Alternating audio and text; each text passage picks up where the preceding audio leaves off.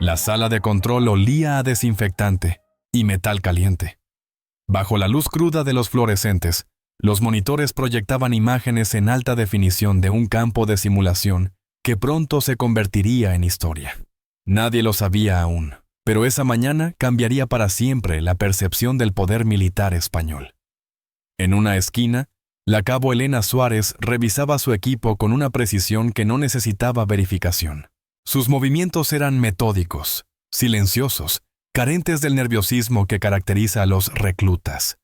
En el pasillo, voces susurraban como cuchillas. «¿Has visto su cara? Parece que le han dado una paliza». El sargento mayor Daniel Lozano, con el ceño fruncido y la mandíbula apretada, intentaba contener la tensión mientras observaba a la soldado. Elena tenía el rostro cubierto de hematomas, tonos morados, amarillos, una topografía de dolor que desentonaba con el impecable uniforme del Ejército de Tierra. Su inclusión en la prueba del protocolo Omega había sido una orden directa del Estado Mayor, sin justificación aparente. Daniel protestó, como era su deber, pero recibió silencio como respuesta. Desde la plataforma superior, el general Víctor Montero, veterano de guerras olvidadas en los archivos, observaba con interés quirúrgico. En la pantalla central su mirada se fijó en Elena. «Acérquenme a esa soldado», ordenó sin levantar la voz. La cámara obedeció, revelando cada contusión en su rostro. Sus ojos grises se estrecharon. Sabía leer heridas como otros leen mapas. La prueba comenzó con alarmas que no debían sonar. Un fallo del sistema convirtió el simulador en un entorno de combate real. Las torretas automáticas activaron fuego no letal, pero letal en manos torpes. El caos fue inmediato. Los técnicos pedían evacuar, los políticos gritaban desde sus asientos acolchados. El general, en cambio, ordenó: «Continuad, observad». Elena no buscó cobertura. Avanzó. Mientras los demás soldados se dispersaban, ella se convirtió en un espectro en movimiento. Cada disparo evitado parecía anticipado. Cada torreta desactivada, una operación quirúrgica. 4 minutos y 27 segundos después, el objetivo estaba asegurado. Había superado el récord anterior por 6 minutos exactos. La sala quedó en silencio. Víctor no necesitó confirmación. «Tráiganme el expediente de la cabo Suárez. Autorización Ébano 06». El asistente palideció. Pocos conocían ese código. Minutos después, el lector biométrico confirmó lo que él ya intuía. Elena Suárez no era una soldado más. Era Espectro. Operativa Fantasma, con 37 misiones clasificadas, formada en Córdoba y desplegada en lugares donde España no reconocía presencia oficial. Los moretones no eran de una agresión doméstica, sino resultado de una fase de entrenamiento que oficialmente no existía. En la sala de descontaminación, Elena se quitaba el equipo como quien se despoja de una segunda piel. Sentía miradas clavadas en su espalda, pero no les daba importancia. Acarició el costado donde una bala de goma le había dejado una punzada punzante. Había sobrevivido cosas peores. En Sudán, en Chiapas, en los pasillos subterráneos de Damasco, su cuerpo sabía lo que era morir y seguir adelante. La puerta se abrió.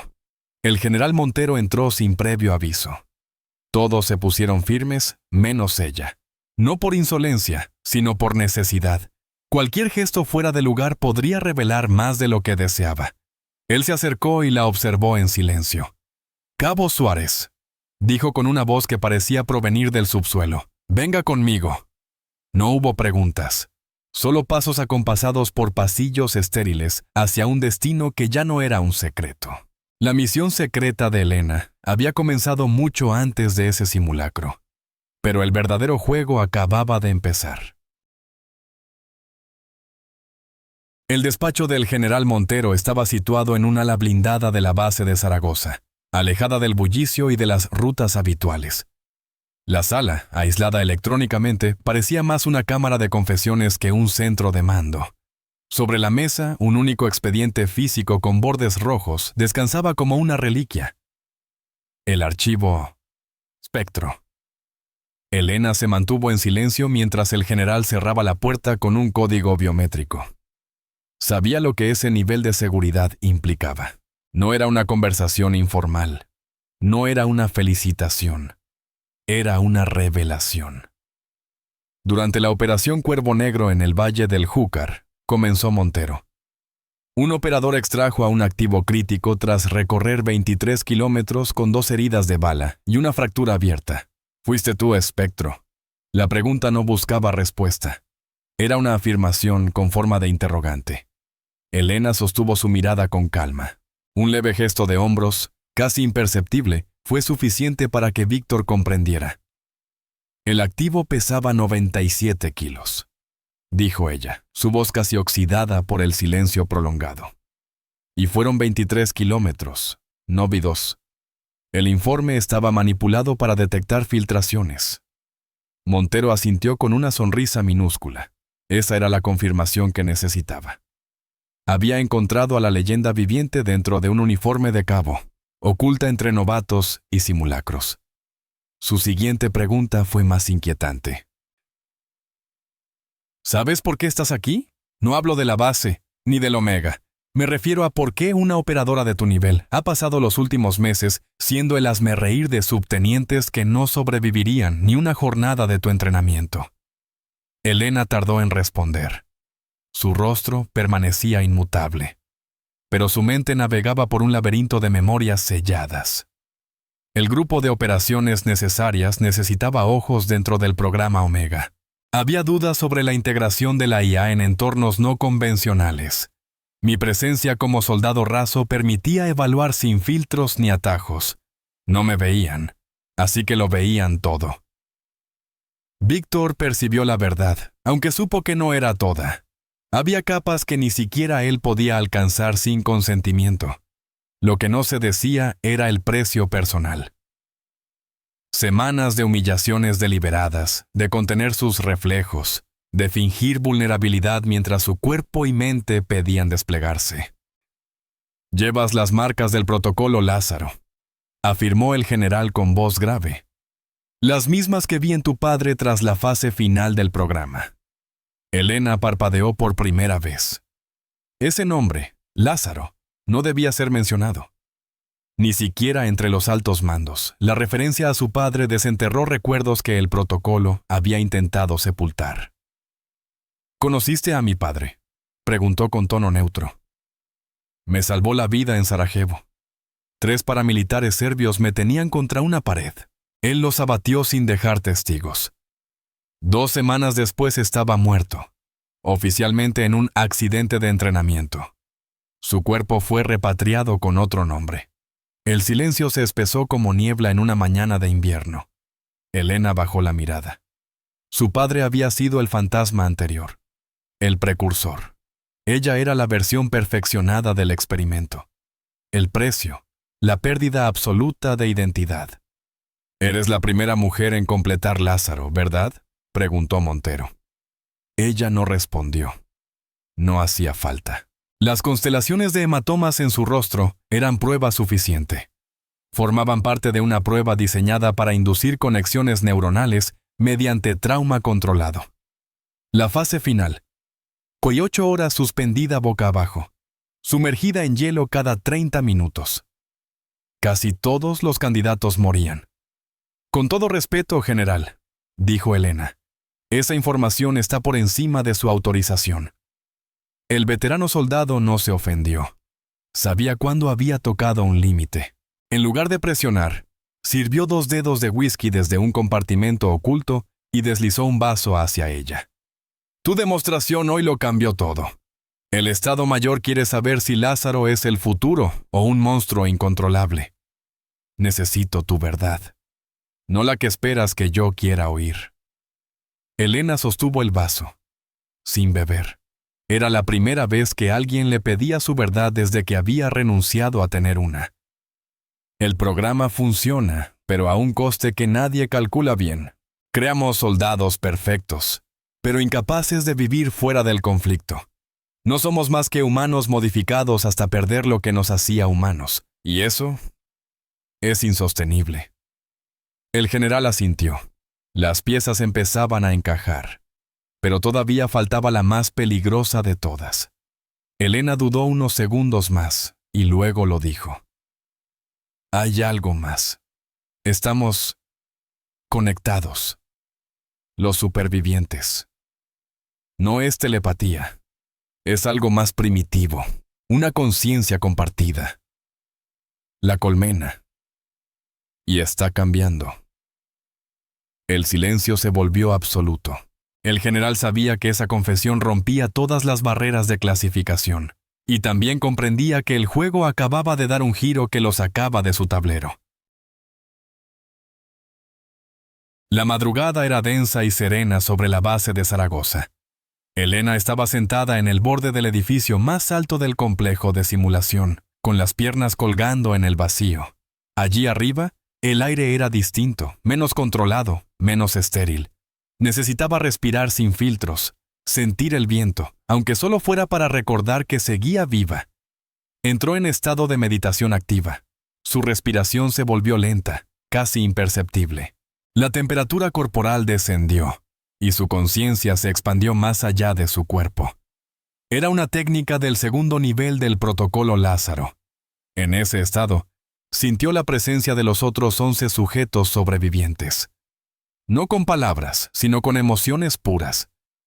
Urgencia, peligro, miedo. Némesis, desde Filipinas, transmitía un mensaje confuso. Laboratorio subterráneo. Líquido negro. La palabra antídoto, repetida como un eco desesperado.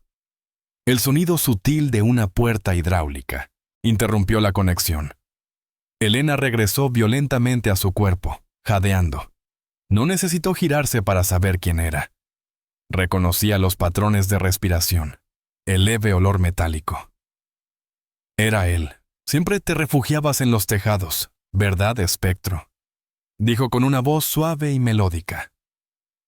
Gabriel Reyes, el arquitecto del protocolo Lázaro, el hombre que había reconstruido su cerebro molécula a molécula, y que ahora estaba frente a ella como si el tiempo no hubiera pasado. Vestía como siempre. Traje negro impecable. Camisa sin arrugas. Sin armas visibles. Elena se levantó en un solo movimiento fluido. No mostró sorpresa, ni respeto. «No sabías que yo estaba en la base», afirmó ella. No era una pregunta. «Mentiría si dijera que me sorprendiste. Estoy aquí por los resultados». «Por ti. Has superado todas las proyecciones, incluso las que no me atreví a documentar». Elena lo miró sin parpadear.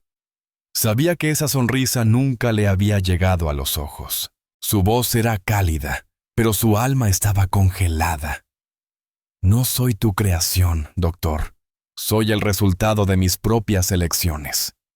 Reyes sonrió de nuevo, esta vez con un destello genuino de diversión. «¿Estás segura? ¿Qué parte de ti crees que aún es tuya? ¿Dónde termina tu voluntad y empieza mi programación?» Elena no respondió. Sabía que era un juego de control. Plantar la duda, erosionar la identidad. Era la táctica favorita de Reyes. «¿Qué es el antídoto?», preguntó de golpe, cambiando la dinámica. El impacto fue inmediato. El científico titubeó un segundo. Una gota de sudor se formó en su sien izquierda. Sus microexpresiones gritaban lo que su rostro callaba. «Así que la red ha evolucionado más de lo previsto», murmuró, volviendo a su tono calculado. «Fascinante. Comunicación empática transregional. Yo debería estar furioso, pero estoy impresionado». «No has respondido», repitió Elena, su voz cargada con un leve matiz de amenaza. «El antídoto es justo eso, una reversión química del proceso Lázaro. Un reinicio neurológico que devolvería a los sujetos a su estado anterior. En teoría, restauraría su humanidad». La palabra flotó entre ellos. Humanidad, promesa y condena. Elena conectó las piezas a una velocidad sobrehumana. La colmena, la filtración, la sincronización con Omega, la aparición del antídoto. Todo apuntaba a una conclusión. Es una purga, susurró. Su voz era viento entre cuchillas. El programa ha sido comprometido. Ahora quieren eliminarnos. El antídoto es su solución elegante. Reyes permaneció inmóvil. Su silencio era la respuesta más elocuente. Finalmente habló.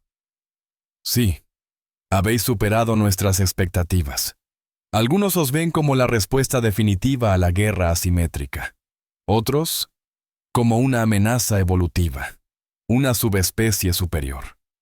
El antídoto es su forma de tener una salida de emergencia. Sacó una jeringa de su chaqueta. El líquido negro parecía absorber la luz de las estrellas. No creo que hayas venido solo a ofrecerme redención, dijo Elena, evaluando rutas de escape en segundos. Correcto. También traje esto. Sacó un dispositivo diminuto, como un llavero. Elena supo al instante lo que era. ¿Un activador remoto? ¿Tenemos receptores en el cuerpo? Desde la fase 3, nanorreceptores imposibles de detectar. Este transmisor puede anularlos o activarlos. El mundo se detuvo. Elena recordó las inyecciones rutinarias, las migrañas transmisiones críticas. Lo habían hecho sin su consentimiento. Nos convirtieron en armas conscientes y luego instalaron el botón de apagado, sin decírnoslo. Es protocolo estándar, respondió Reyes, sin rastro de culpa. Pero eso no es lo importante ahora. Guardó la jeringa y el control. La red ha sido comprometida. Hay 7 equipos de captura intentando localizarlos. 2 ya han caído. Orion y Quimera. Están siendo desmantelados. Literalmente. Elena sintió la ausencia, el vacío en la colmena. 2 estrellas apagadas. Dolía más de lo esperado. ¿Quién filtró la información?, preguntó con voz gélida. Gabriel respiró hondo. Su respuesta fue tan inesperada como devastadora. Yo lo hice. El aire se volvió irrespirable. Elena sintió como su cuerpo activaba los protocolos de combate, pupilas dilatadas, frecuencia cardíaca optimizada, vista ampliada. Todo en silencio, salvo una pregunta. ¿Por qué? Porque van a expandir el programa. Cientos de sujetos, sin filtros, sin ética, solo obediencia perfecta. Quería destruirlo antes de que fuese demasiado tarde. Elena lo observó en silencio. El monstruo se había vuelto humano. El creador, traidor de su propia obra. ¿Y nosotros?, preguntó. Su voz ya no era la de espectro. Era Elena, cansada, humana. Os daré la oportunidad de elegir. El antídoto. El control. Los puntos de extracción. General Montero está con nosotros, por sus propios motivos. Podemos desaparecer o resistir. Elena bajó la mirada hacia el frasco oscuro. En él, el final o el principio. Una decisión que cambiaría el futuro. La colmena ardía. La guerra invisible acababa de comenzar. Elena no respondió de inmediato. El dispositivo en su mano, diminuto y aparentemente inofensivo, tenía el poder de borrar la voluntad de los supervivientes del protocolo Lázaro. Era una traición que aún resonaba como eco agudo en sus huesos, pero lo sostuvo, lo estudió, y finalmente dijo: «Dámelo». Reyes dudó un instante. Luego, como si aquella decisión sellara una nueva alianza, se lo entregó. Elena lo desarmó en menos de 10 segundos, separando piezas con precisión quirúrgica, hasta aplastar el microtransmisor principal con sus dedos. Lo redujo a polvo metálico. Solo existen 3, uno en el Pentágono, otro en la dirección del CIA y este. Eliminas este y alteras la frecuencia cuántica compartida. Lo sabías, ¿verdad? Reyes preguntó con una mezcla de admiración y resignación. Elena asintió. No necesitaba más confirmación. Cada vez que la red se activaba, podía sentir esas frecuencias como un zumbido sutil tras los ojos. Otro efecto no documentado. Otra evolución no prevista. Gabriel extrajo un pequeño estuche de su chaqueta. Dentro, 5 jeringas con el mismo líquido negro. Lo colocó en el suelo, a medio camino entre ambos. Némesis ya lo ha recibido. Me ayudó a perfeccionarlo. Quien lo tome perderá sus habilidades en 72 horas, pero también quedará fuera de todo radar. Serán verdaderamente invisibles. Elena lo miró fijamente. Y perderemos la colmena. Sí, la conexión se disolverá. Para siempre. El silencio volvió, cargado de decisiones imposibles. El viento de la madrugada trajo olor a tierra húmeda, anticipando una tormenta. Gabriel se apartó, dándole espacio. No insistió. Sabía que lo que venía no podía forzarse. Ella se sentó nuevamente en el borde del tejado, el estuche a sus pies, cerró los ojos y extendió su conciencia una vez más. La colmena aún palpitaba, aunque débil. Percibió a Némesis, su energía más tenue, pero serena. Había dolor, pero también una extraña sensación de alivio. Reconexión. También sintió a Quirón, desde Europa del Norte, y a Valquiria en el Cuerno de África. Las señales eran borrosas, pero el mensaje era claro. Traición, huida, elección. Abrió los ojos y miró el estuche. Dentro, su redención. O su aniquilación. ¿Qué pasará contigo?, preguntó al fin. Gabriel tardó en responder. Sus ojos por primera vez mostraban fatiga, no solo física, sino existencial. Cáncer pancreático, estadio 4. Me quedan semanas, tal vez un mes. Descubrí el plan de expansión cuando me dieron el diagnóstico. Fue mi carta de libertad. Elena lo entendió todo. No actuaba por ética. Actuaba porque se estaba muriendo y no quería llevarse ese pecado a la tumba. ¿El antídoto es seguro? Doloroso. Agonizante. El cuerpo luchará contra la reversión. Es como una abstinencia extrema, multiplicada por 10, y luego volverán los recuerdos, sin filtros. Todo lo que hiciste, todo lo que sentiste y no pudiste sentir. Todo volverá. Elena volvió a mirar la jeringa. Lo que más temía no era el dolor, era recordar. Sentir sin la barrera. Ser humana. De nuevo. Lo tomaré, dijo. Su voz era firme, sin dramatismos, pero no desapareceré. Gabriel la observó con sorpresa. Ella aquí había elegido el camino más improbable. Vivir con lo que había sido. Víctor quiere que formes parte de un comité ético. Supervisar la próxima generación de sistemas autónomos. Desde dentro. Elena asintió. ¿Quién mejor para poner límites que alguien que vivió sin ellos? Tomó una jeringa. La sostuvo unos segundos, estudiando el líquido. Luego, con un gesto preciso, la clavó en la vena yugular. Inyectó todo de una vez. El mundo estalló en dolor. Su cuerpo se arqueó, cayó de rodillas. Gabriel se arrodilló a su lado, sosteniéndola para evitar que se golpeara. Respira, no luches. Déjate recordar.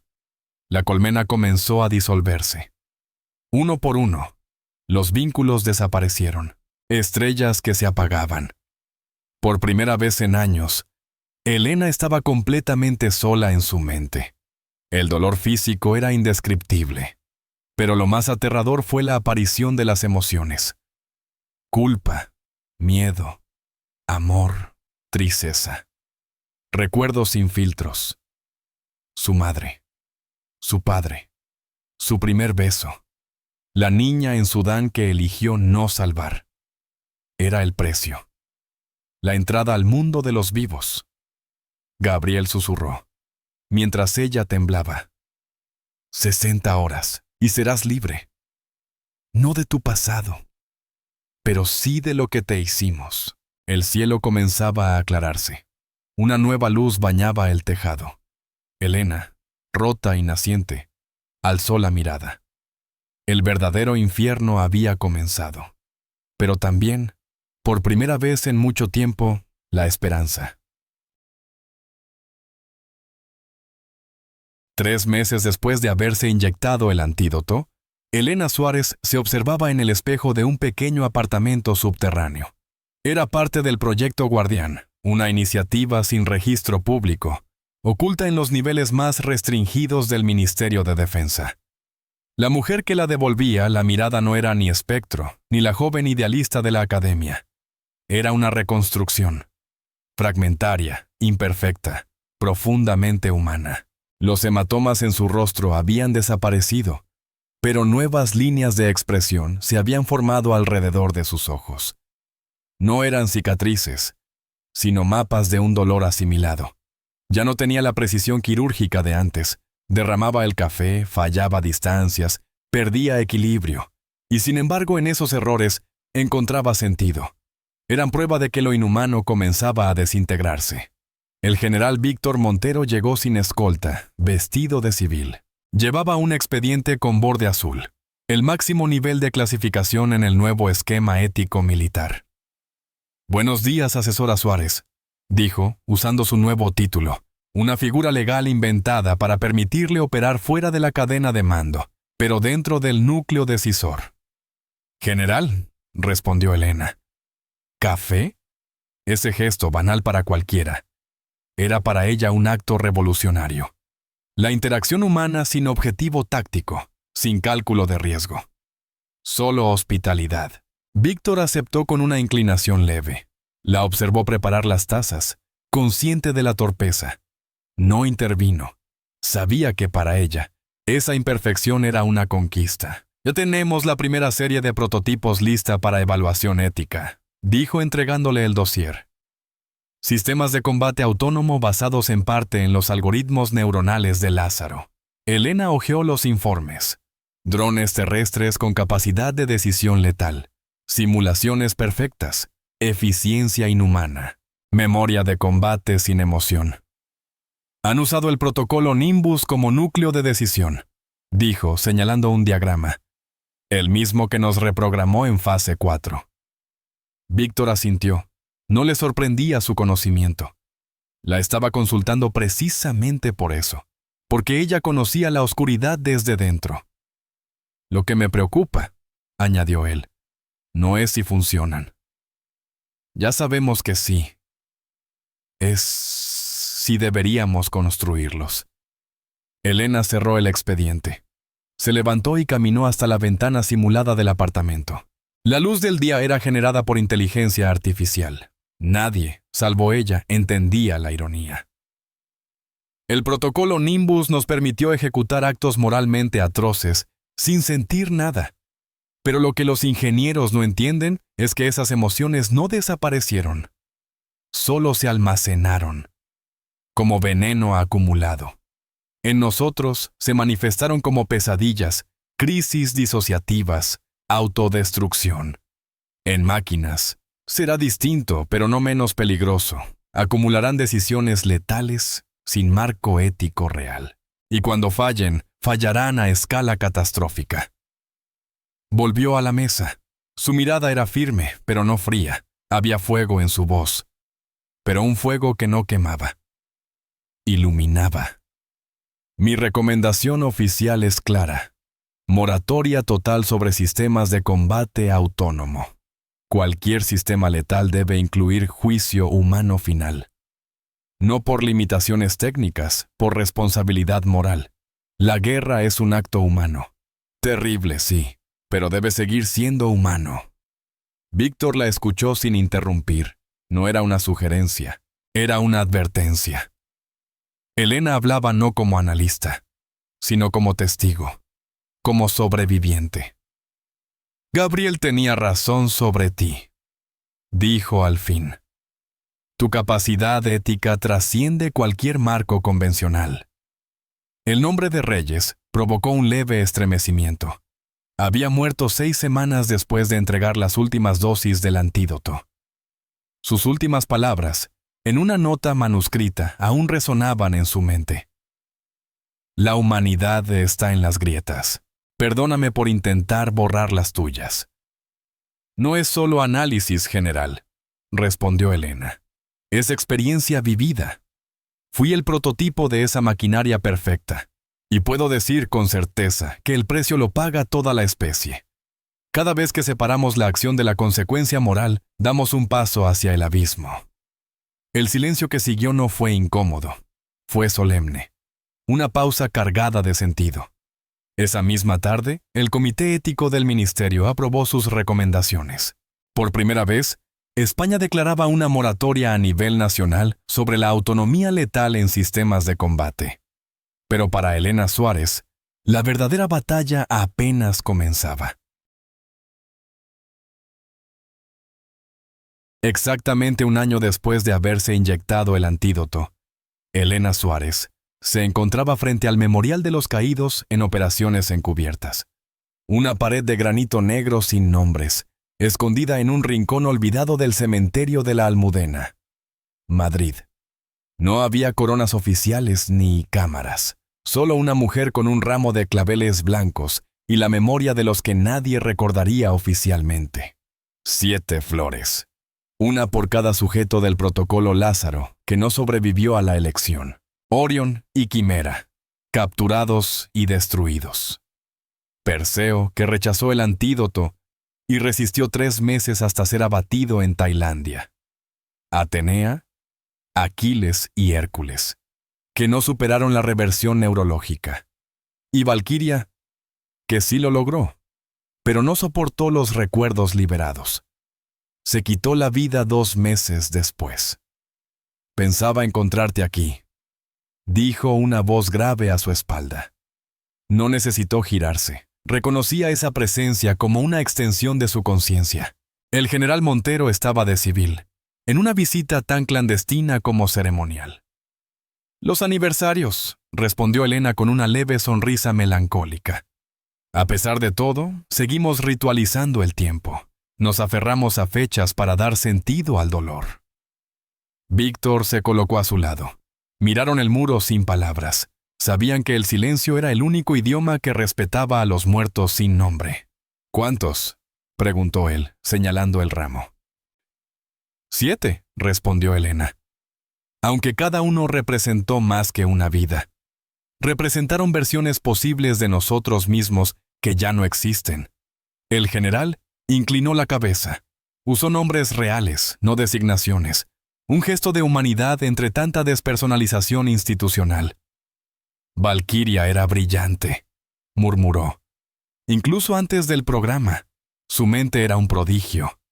«Lo fue», asintió Elena, depositando las flores a los pies del muro. Desactivó una bomba nuclear con sus propias manos en Karachi, pero no pudo desactivar su propia memoria. No había rencor en su voz. Solo una aceptación dolorosa y lúcida, como quien sabe que hay batallas que nadie gana. El general cambió de tono sutilmente.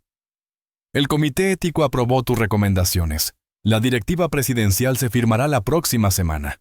Moratoria total a los sistemas autónomos de combate. Se desmantela el programa Nimbus». Elena cerró los ojos un instante. Sintió alivio, pero también una inquietud subterránea.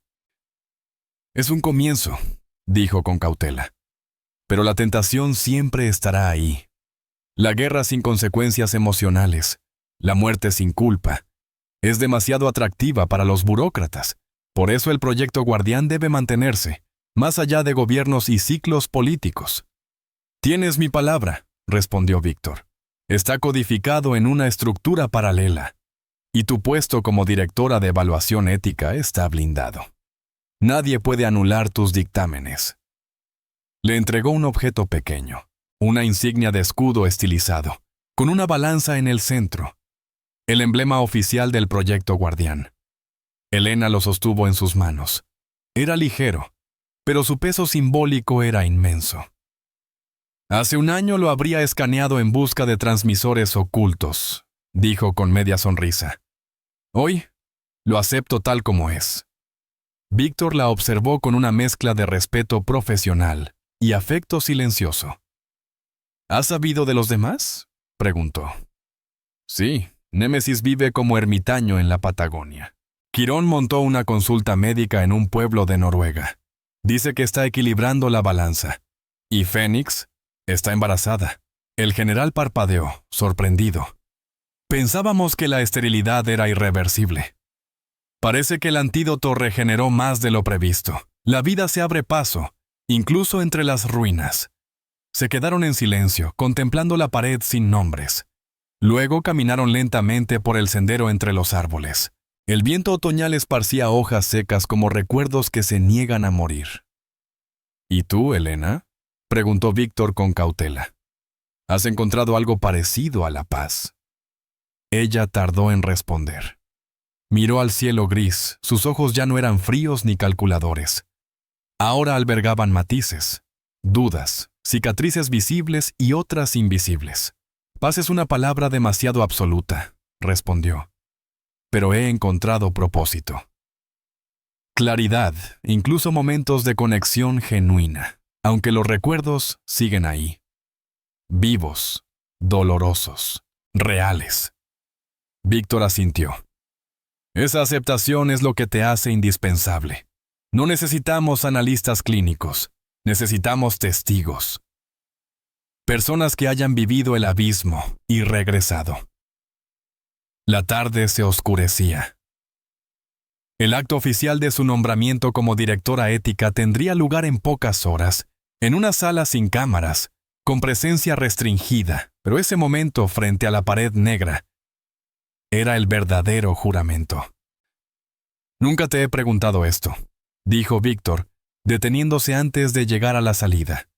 Si pudieras volver atrás, sabiendo todo lo que sabes hoy, ¿elegirías Lázaro otra vez? Elena miró al suelo, luego al horizonte. Su respuesta fue lenta, profunda. Sí. No por patriotismo, ni por deber, sino porque algunas verdades solo se descubren al atravesar el fuego, al vivir ambas caras del espejo. Si no hubiera sido yo, habría sido otra persona. Y quizá no habría regresado, o no habría sabido convertir esa experiencia en protección para otros. Víctor extendió la mano. Elena la tomó. No como subordinada, como igual. Como sobreviviente. El viaje apenas había comenzado. El vehículo negro esperaba junto a la salida del cementerio. No llevaba placas ni escoltas visibles. Dentro aguardaban 3 altos cargos del nuevo comité estratégico del ministerio, todos con credenciales de nivel alfa. Pero a Elena Suárez no le interesaban ya los símbolos de poder. Su mirada seguía fija en el sendero recorrido junto al general Montero, donde las hojas caídas crujían como memorias secas bajo sus botas. Subió al coche sin mirar atrás. Dentro, el silencio reinaba. Cada uno sabía que estaban en presencia de alguien que había sobrevivido a lo imposible.